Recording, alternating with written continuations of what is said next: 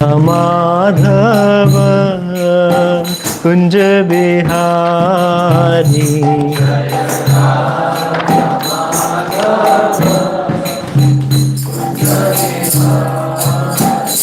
Jaya Gopi Jana Vallabha Girivaradhari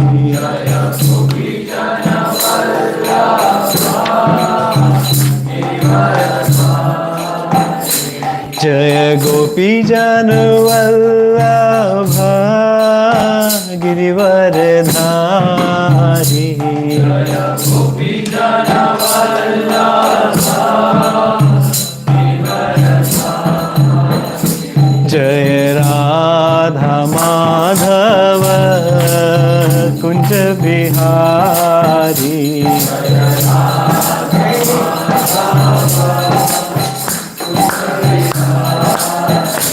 Jaya Radha Madhava Kunja Bihari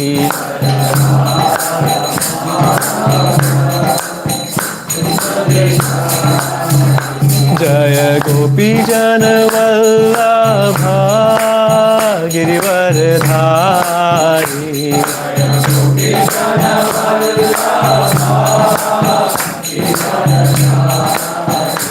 Jaya Gopi Jana Vallabha Girivaradhari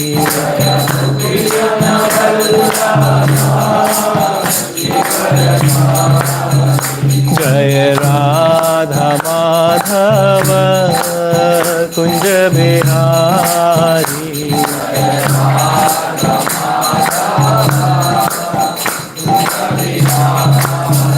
Hare Krishna Krishna Krishna Hare Hare Hare Rama Rama Rama Hare Hare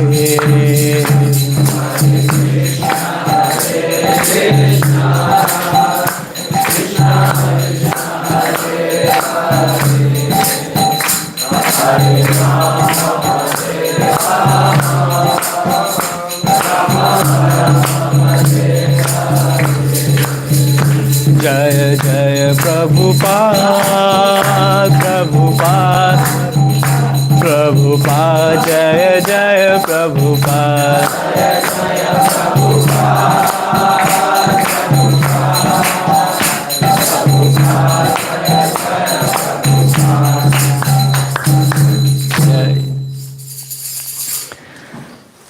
So we start with Mangalacharan. Om Namo Bhagavate Vasudevaya. Om Namo Bhagavate Vasudevaya. Om Namo Bhagavate Vasudevaya. Om Namo Bhagavate Vasudevaya. Om Namo Bhagavate Vasudevaya. Om Namo Bhagavate Vasudevaya. O my Lord, the all-pervading personality of Godhead, I offer my respectful obeisances unto you. Narayanam namaskritya naram chaiva narottamam devim saraswatim vyasam tato jayamudiraye. Before reciting the Srimad Bhagavatam, which is the very means of conquest, one should offer respectful obeisances unto the personality of Godhead, Narayana, unto Narayana Rishi, the supermost human being, unto Mother Saraswati, the goddess of learning, unto Srila Vyasadeva, the author. Shaprayeshu Bhadreshu Nityam Bhagavata Sevaya Bhagavati. On my desk there is a red color small notebook on my table. Could you quickly bring it? Service to the devotees. All that is troublesome to the heart is almost completely destroyed. A loving service unto the personality of Godhead, who is praised with transcendental songs, established as an irrevocable fact. Om Ajnanatimirandasya Jnananjana Shalakaya Chakshurunmilitam Yena Tasmai Shri Guruve Namaha. I was born in the darkest of ignorance, and my spiritual master opened my eyes with the torchlight of knowledge. I offer my respectful obeisances unto him. Jai.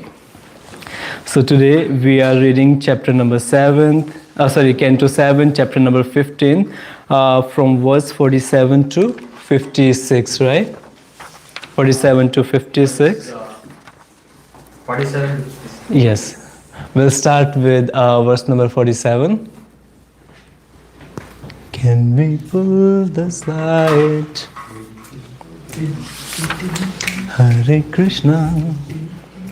Right. So, verse number 47, the translation is, according to the Vedas, there are two kinds of activities. First is pravriti and second is nivriti. Pravriti activities involve raising oneself from a lower to a higher condition of materialistic life, whereas nivriti means the cessation of material desire. Through pravriti activities, one suffers from material entanglement, but by nivriti activities, one is purified and becomes fit to enjoy eternal, blissful life. Good? Yes. Text 48 and 49. The ritualistic ceremonies and sacrifices known as Agnihotra Yajna, Darsha Yajna, Pumsa Masa Yajna, Chaturmasa Yajna, Pashu Yajna, and Somi Yajna are all symptomized by the killing of animals and the burning of many valuables, especially food grains, all for the fulfillment of the material desires and the creation of anxiety. Performing such sacrifices, worshipping Vyasadeva and Vaishvadev. What is this? Okay, performing such sacrifices, worshipping Vaishvadeva by performing the ceremony of Baliharana, which is supposedly a constitute of goal of life, as well as constructing temples of demigods, building resting houses and gardens, digging wells for the distribution of water, establishing booths for the distribution of food, and performing activities for public welfare. These are all symptomized by attachment of material desires. Thank you. Yes, Dinal Prabhu. My dear King Yudhishthira, when I can't repeat. No problem. Can't say. She can do that. My dear King Yudhishthir, when oblations of ghee and food grains, like barley and sesame, are offered in sacrifice, they turn into celestial smoke, which carries one to Successively. higher planetary systems, like the kingdoms of Duma, Rati, Krishnapaksha, Dakshinam, and ultimately the moon. Then, however, the performers of sacrifice descend again to the earth to become herbs, creepers, vegetables, and food grains. These are eaten by different living entities and turned to semen, which is injected into female bodies. Thus, one takes birth again and again. Wow. Yes, Prabhu. Twice born Brahmana Bija gains his life by the grace of his parents through the process of purification known as Garbhadhana. There are also other processes of purification until the end of life, when the funeral ceremony Antariksha is performed. Thus, in due course, a qualified Brahmana becomes uninterested in materialistic activities and sacrifices, but he offers the sensual sacrifices in full knowledge into the working senses, which are illuminated by the fire of knowledge. Thank you. Yes, Prabhu. Mind is always agitated by the waves of acceptance and rejection.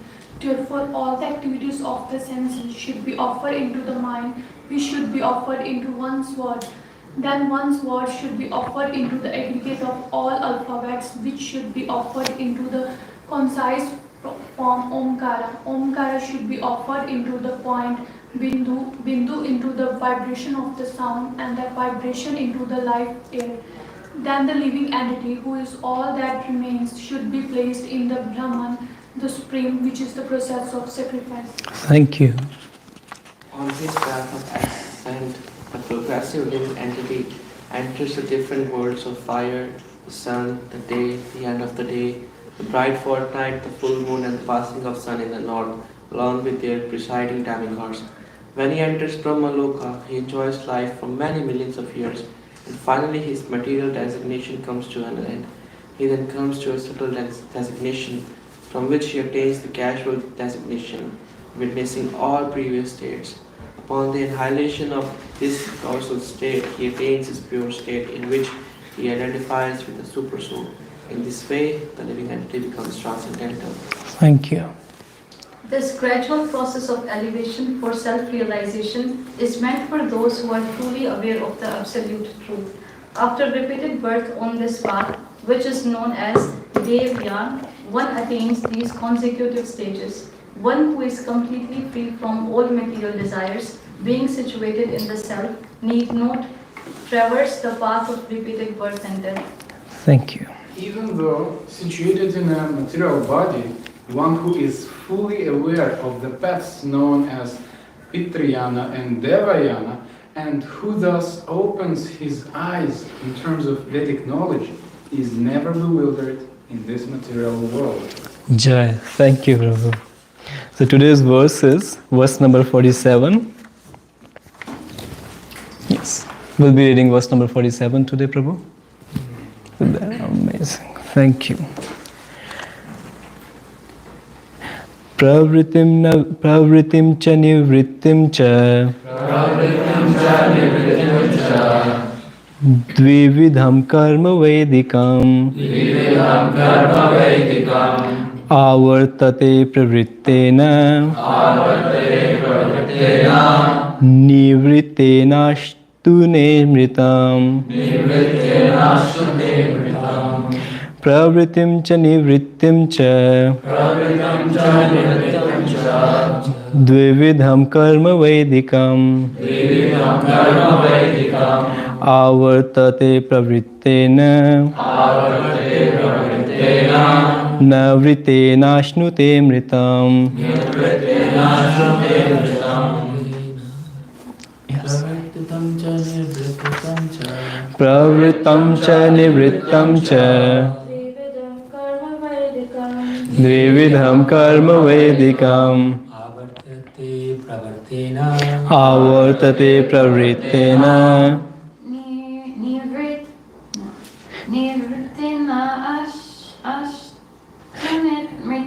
Nivriteshnastu nimritam Pravritam cha nivrittam cha Dvividham karma vedikam Avartate pravrittena Nivritena shnute mritam Pravritam cha nivrittam cha Vividham karma vedikam Vividham karma vedikam Avartate pravrittena Avartate pravrittena Nivritena shnute mritam Pravritim cha nivrittam cha Pravritim cha nivrittam cha Vividham karma vedikam Dvividham karma vedikam Avartate pravrittena Nirvitena shnute mritam. Pravrittam, inclination for material enjoyment. Cha, and nivritam, cessation of material enjoyment. Cha, and dvividham, these two varieties, karma, of activities, vedikam, recommended in the Vedas, avartate, one travels up and down through the cycle of sansar. Pravrittain, by an inclination for enjoying material activities. Nirittena, but by ceasing such activities. Ashnute, one enjoys. Amritam, eternal life. Would you like to read translation, Leo? According to the Vedas, there are two kinds of activities, pravritti and nivritti. Pravritti activities involve raising oneself from a lower to a higher condition of materialistic life, whereas nivritti means the cessation of material desire. Through pravritti activities, one suffers from material entanglement, but by nivritti activities, one is purified and becomes fit to enjoy eternal, blissful life. Thank you. So read the purport. Yes, Manil Prabhu, we can start with you. As confirmed in Bhagavad Gita 16:7, Pravritin cha nivritin cha gnanana vidit asura. The asuras, non-devotees, cannot distinguish between pravritti and nivritti. Whatever they like, they do. Such persons think themselves independent of strong material nature, and therefore they are irresponsible and do not care to act piously. Indeed, they do not distinguish between pious and impious activity. Bhakti, of course, does not depend on pious or impious activity. Yes, Prabhu, Rahul. As stated in Srimad Please, Bhagavatam peacefully. 1.2.6 Sarve Samparo dharma yato bhaktir adhokshaje ahituki aparahita suprasidati. The supreme occupation, dharma, for all humanity is that by which man can attain to love and devotional service unto the transcendent Lord. Such devotional service must be unmotivated and uninterrupted in order to completely satisfy the self. Nonetheless, those who act piously have a better chance to become devotees. As Krishna says in Bhagavad Gita 7.16, Chatur vidya bhajante mam jnana sukha arjuna. O Arjuna, four kinds of pious men render devotional service unto me. One who takes to devotional service, even with some material motive, is considered pious, and because he has come to Krishna, he will gradually come to the stage of bhakti. Then, like Dhruv Maharaj, he will refuse to accept any material benediction from the Lord. Swami Kritartho Sme Varam Nai. Yache. Thank you. Who else wanted to read? You already done. Raja Prabhu, yes. Therefore, even if one is materially inclined, one may take to the shelter of the lotus feet of Krishna and Balarama, or Gaura and Nitai, so that he will very soon be purified of all material desires. Shpiram Kavati Dharmatma. As soon as one is freed from inclinations towards pious and impious activities, he became a perfect candidate for returning home back to Godhead. Jai. Thank you. Seems like the verses that we read today, there's a lot to learn, and I would say I don't know much about all the verses, but yes, we will try to understand in a very simple language. Wherever you are confused, feel free to ask a question and feel free to correct me. But we'll start with a question as always. What's the purpose of my life? Have you ever thought about it? What's the purpose of my life? Krishna, many times. Krishna. Okay, those who could not kind of, think about this question will kind of make it a little more simple. What's the difference between human beings and animals? Dharma. Chanting. Okay, what different are we doing today? What different are we doing today from animals? Knowing God. Conscious. God. Conscious, knowing God. Reading Bhagavad. So, animals do eating, sleeping, mating, defending, ahar, nidra, bhay, maithun, cha, etat. So, animals do the same. Somewhere we all do the same thing. Maybe our standards could be different. Animals don't have table and chair, but we have table and chair. Animals don't have cutlets, we have cutlets too. But it's just we have raised our standards. That's the only difference when it comes to eating. We choose what we want, whatever they get, they also choose, but they don't have many options maybe. Sleeping, we have a beautiful bed. They don't have those comforts, they have natural bed. We have a lot of clothes too, we have blankets and all, they don't have all those things. Then, Mating, yes, this is, I mean, sex is a part of their life too and our lives too. We do it in a different way, but yes, they have full freedom. They do it in open. Next is by defending. When it comes to defending, we have certain weapons, but still we do defend too. We are not different from them. They do as per their intelligence. Their weapons are their nails or whatever, Krishna provided them. We may be having an atomic bomb or some other equipments for defending ourselves. But are we here to compete with animals?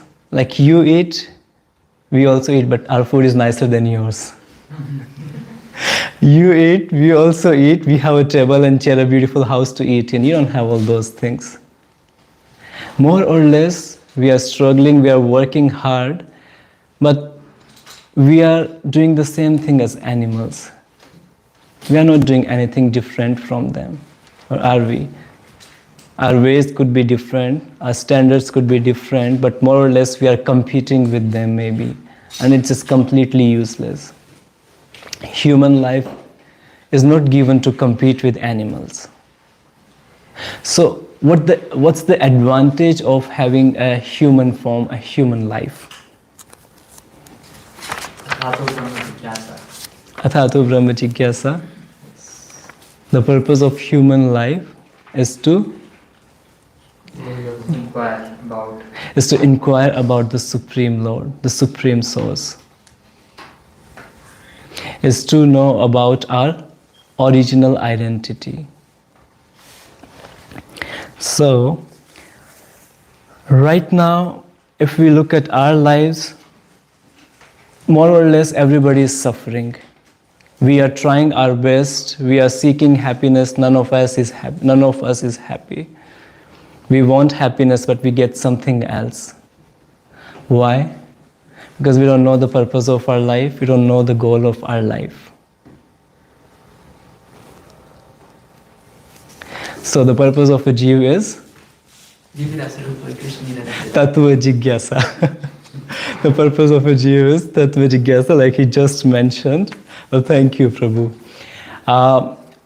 Do you really think that we are born to go through all these sufferings every day, working like 9 to 9, and then somehow crying hard for one day off, and then when we get that one day off, then again, before we feel it, it's gone already. Just every day is a different suffering for human beings. Why? I mean, there's something wrong that we are doing.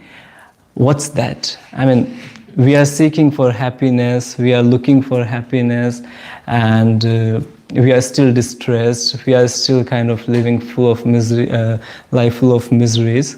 Why? I think it's okay, it's good to have some goals, but if we put a bit too much on our shoulders, there is suffering. Mm-hmm. Thank you. Why Yes. would be this too much? Because of maybe greed or wanting to live better? True. Like the material possessions, like Prabhu mentioned, that as long as these material possessions are serving you, helping you, satisfying your purpose of life, they are good. But when you start serving them, then things start getting complicated. We work hard to buy the latest phone. I would not take the model name or anything. Working hard to buy the latest model, what comes next with it? Buying a screen guard for it, and then buying a cover for it, the case, and then insurance, most important if it gets to insurance for it. For anything you want observation. Yes. And what else do we buy with it? Data plan, storage plan, yes, and charger, AirPods. And what if the phone gets stolen? The worst kind of attack, like worse than heart attack we feel. As if somebody has taken our kind of arms and legs away, right? Fully handicapped we feel once the phone gets stolen. Like, is this really, we really stress so much about buying all these possessions, accumulating all these possessions, but does it really bring us happiness? Are these possessions there to help us, or are we serving them? We have kind of become a slave of all these possessions. That's where things start getting complicated. When your phone gets stolen, would you cry? Could be. Okay, we'll do it practically tomorrow. Maybe after some time. It's easy to steal by phone too. Honestly, as soon as it's stolen, you get distressed, right? Would your phone feel the same? No. Then why are we investing so much into something where there's no reciprocation? Where it's just like you keep on investing, but you have no idea whether you are going to lose them or they are going to lose you. But yes, for sure, either of you are going to lose each other at one point, and that's going to come very soon. And that's completely uncertain too. So here we have two paths to follow as mentioned in the verse as well. Pravritti and Nivritti. As we read already, Pravritti means the path of sense gratification, where you satisfy your senses. Whatever activities that you do is just to bring yourself more bodily comforts, to serve more your body, your senses, your desires. But when it comes to Nivritti marg, it means soul gratification, we can say. Where you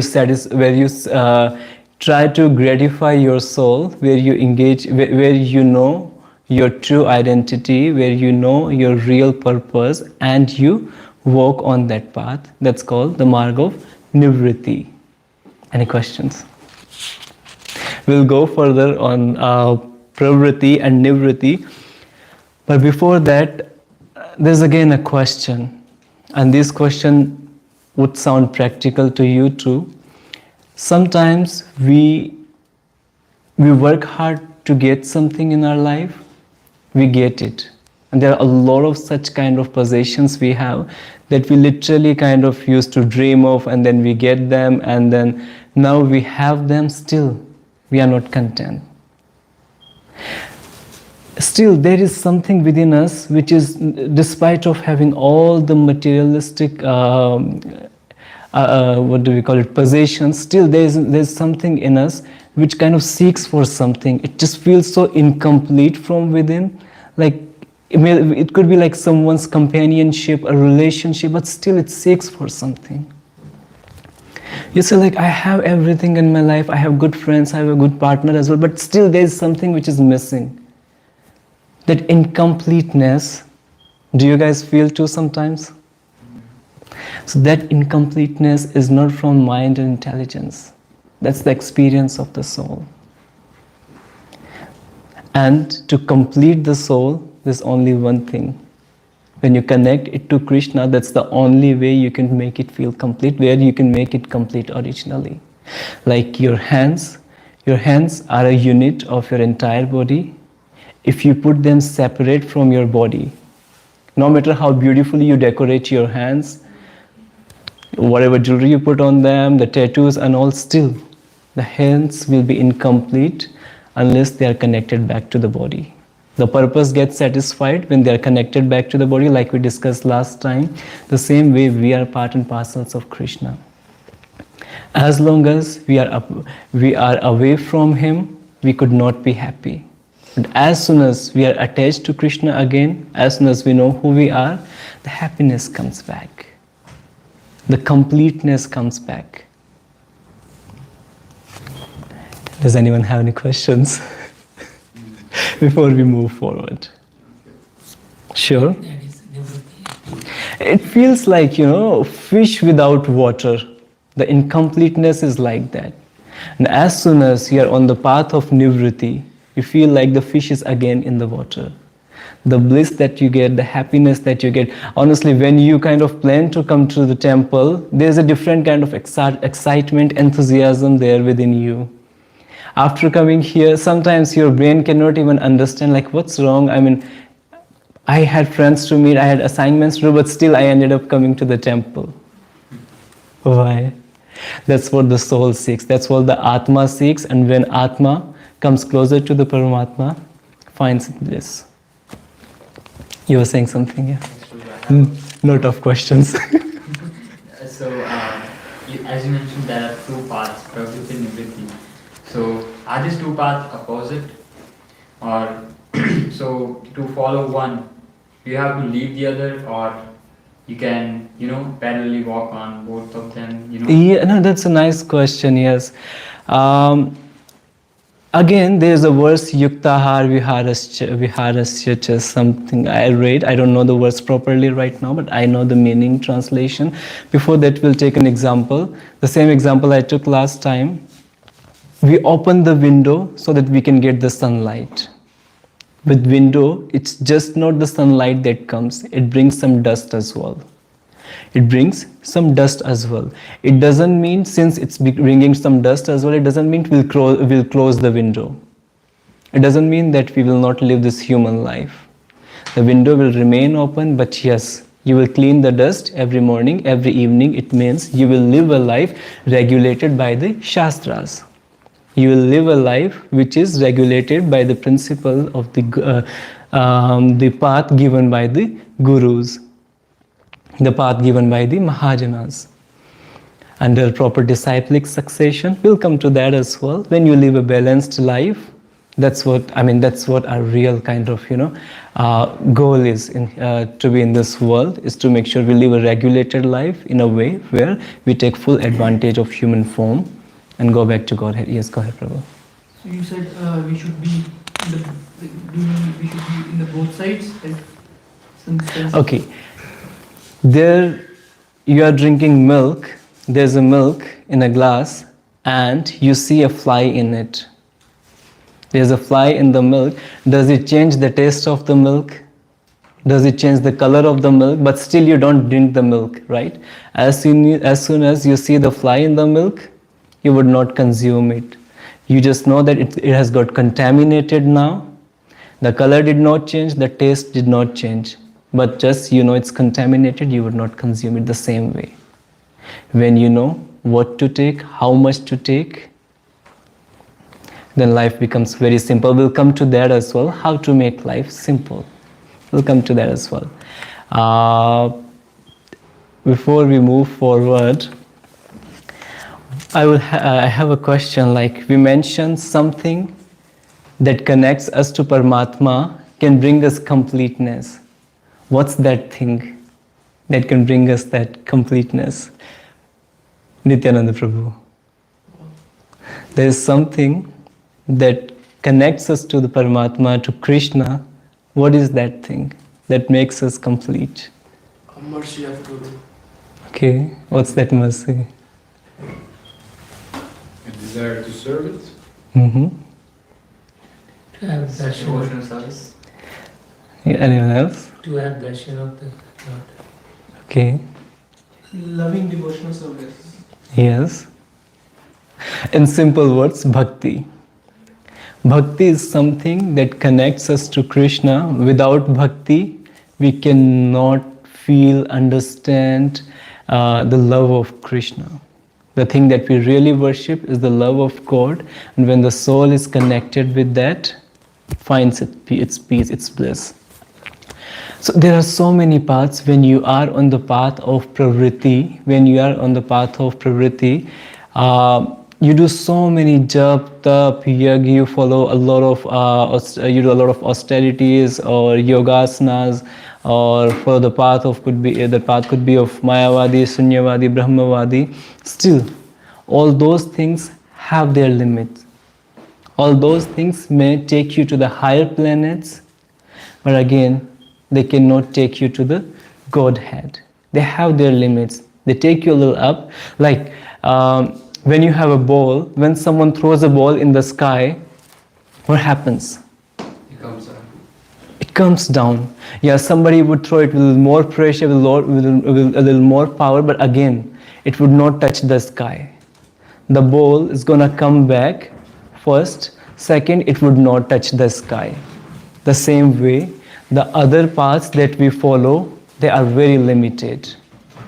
They cannot bring us to. They cannot take us to Krishna directly.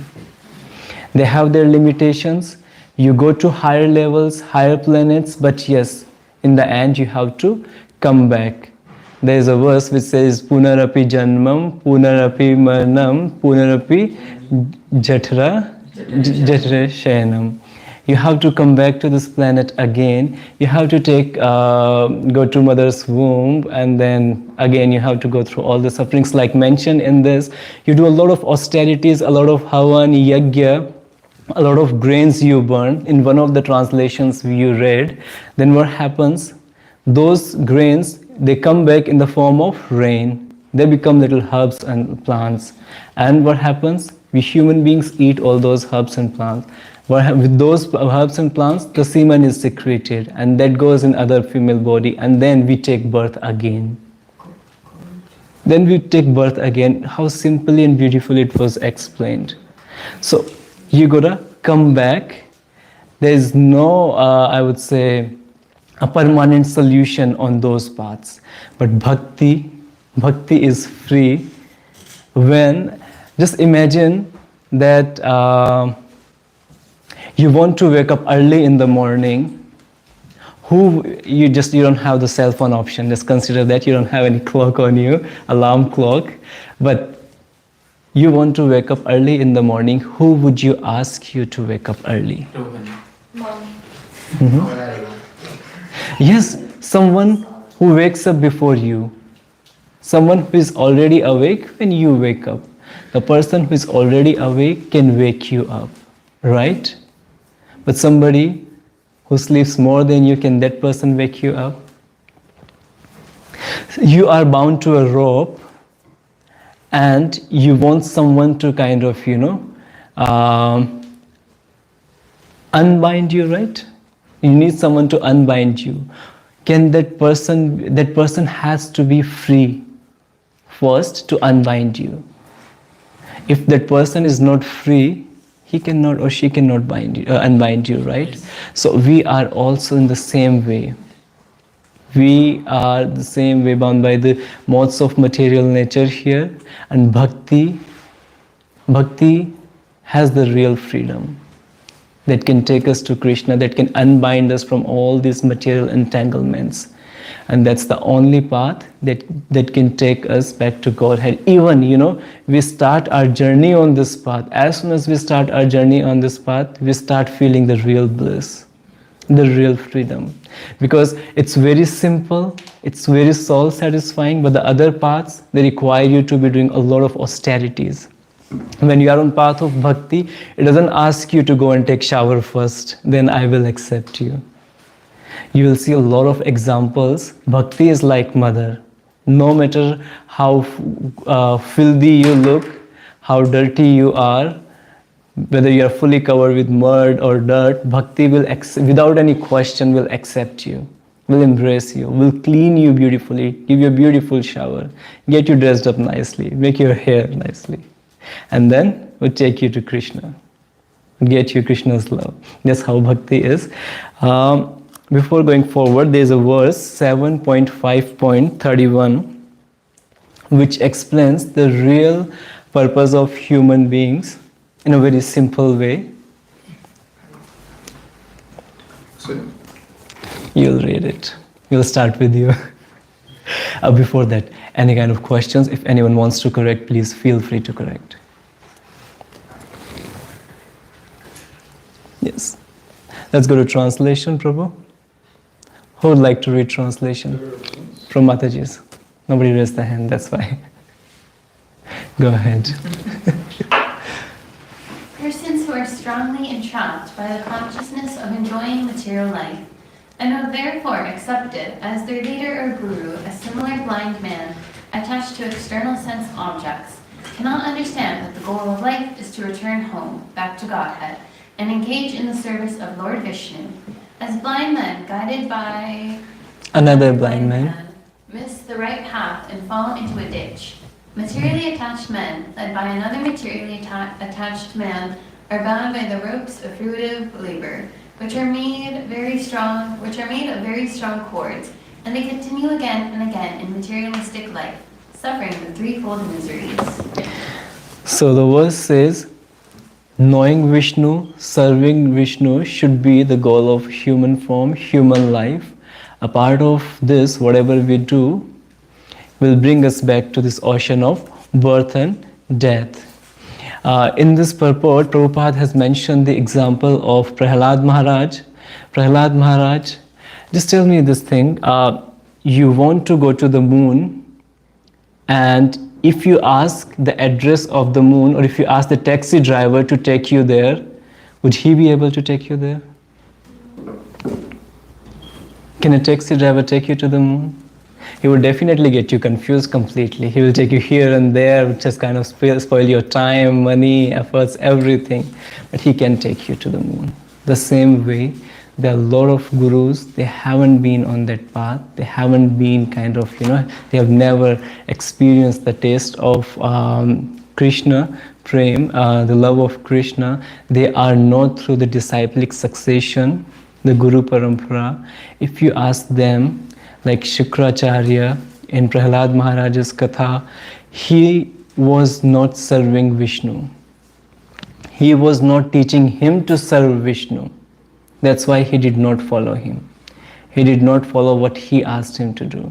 He followed what Narad Muni asked him to do, because Narad Muni is a guru through disciplic succession.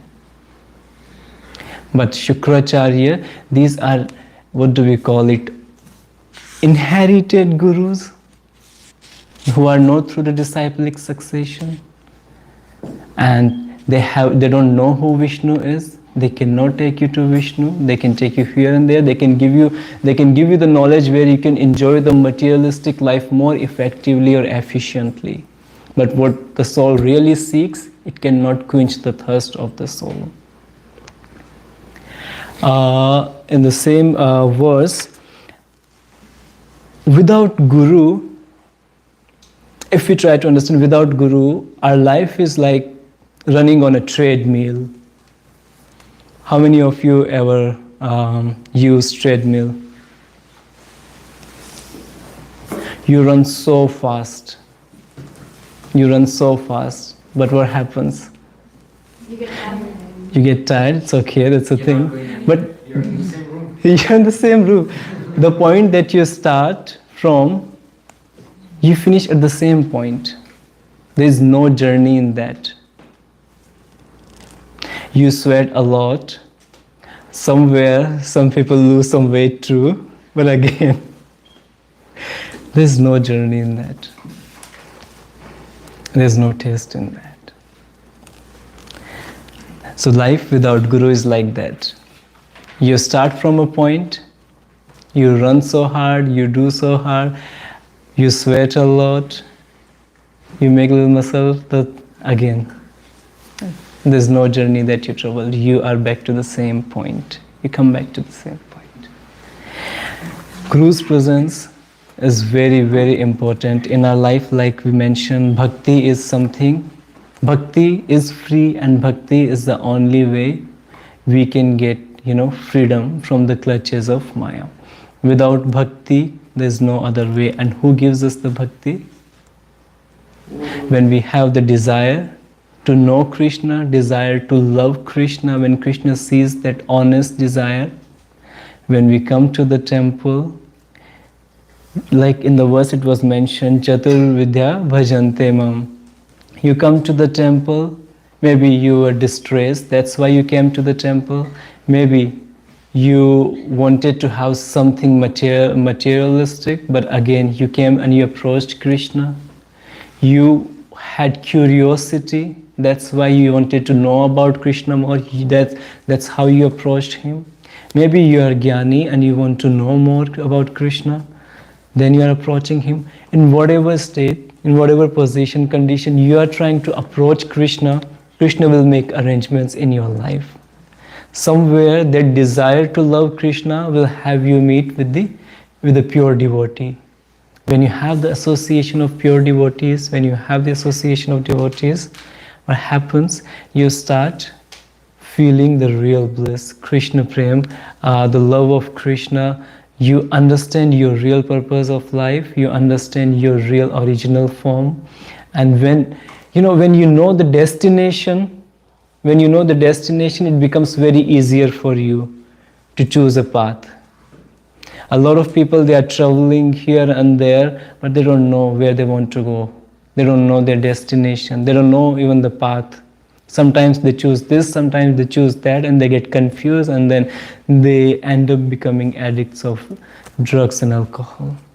But here, the association of devotees gives you the destination, it gives you the path, it gives you the association, it gives you the direction.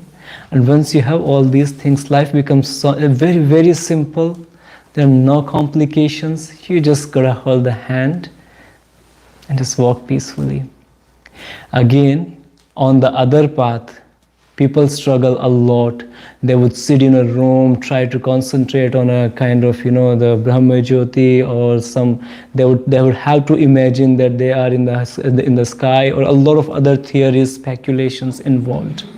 You have to sit in this position, stand in this position, but on the path of bhakti, where they guys go, after doing so much of struggle, we go beyond that, just by chanting, dancing, honoring prasadam.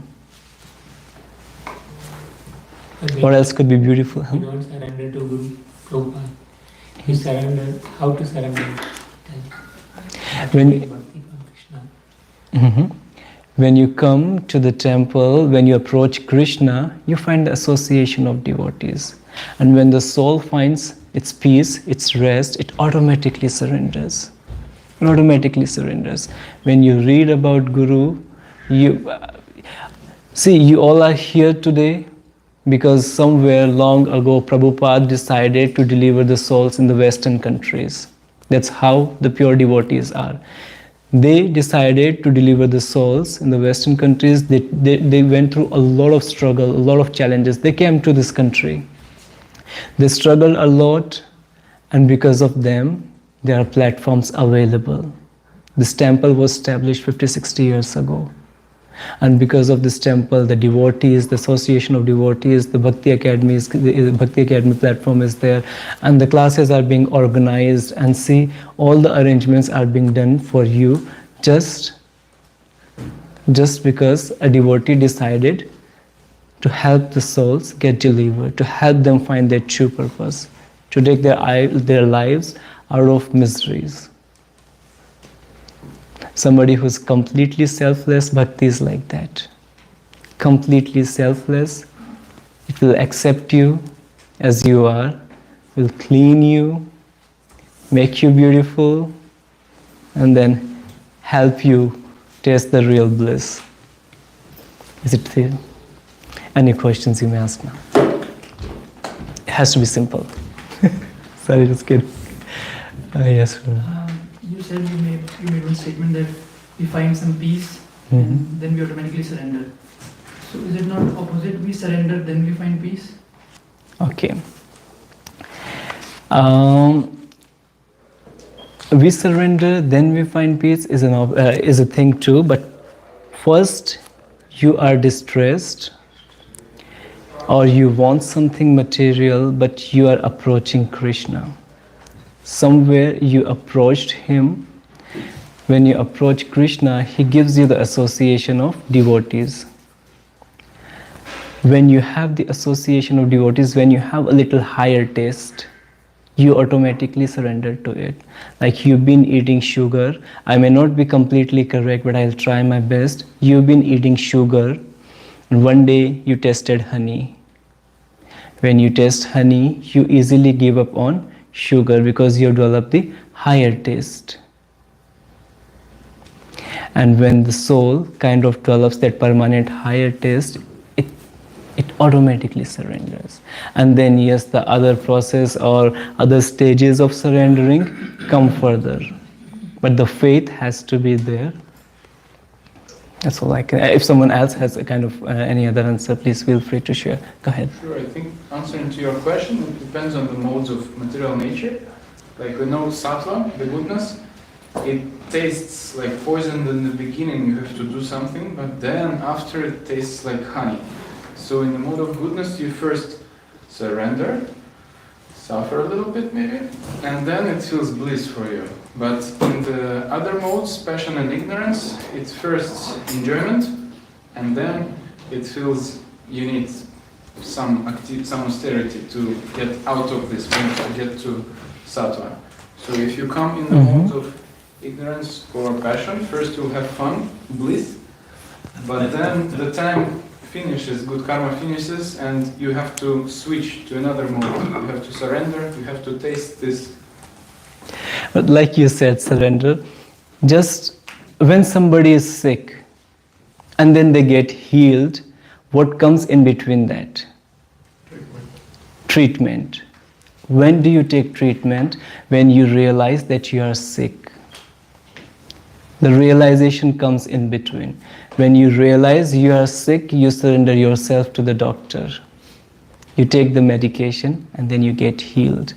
The surrender is the same way. First you have to realize that yes, this world is full of suffering. I'm not feeling the real bliss. It's just like temporary. Everything is so temporary.